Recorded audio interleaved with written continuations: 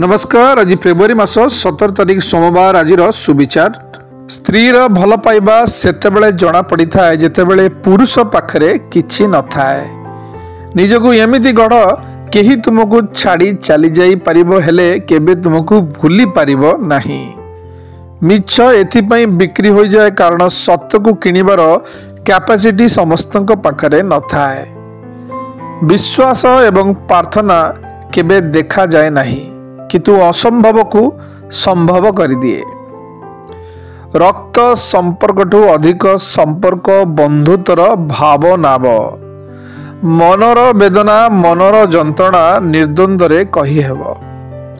चिंता कले कौनसी लाभ नहीं। चिंता करुवा लोक केवल दुख ही भोगे।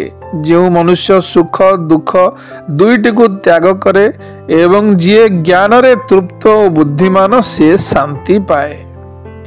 जेतेबेले समस्ते पर लागंती सेतेबेले मृत्यु ही अति आपणार लागे।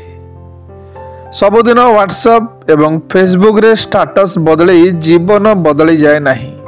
जीवन बदलैक हेले हृदय रे गोटे स्टाटस यथेष्ट। शुभ सकाळ। दिनटी आपणकर मंगलमय हो।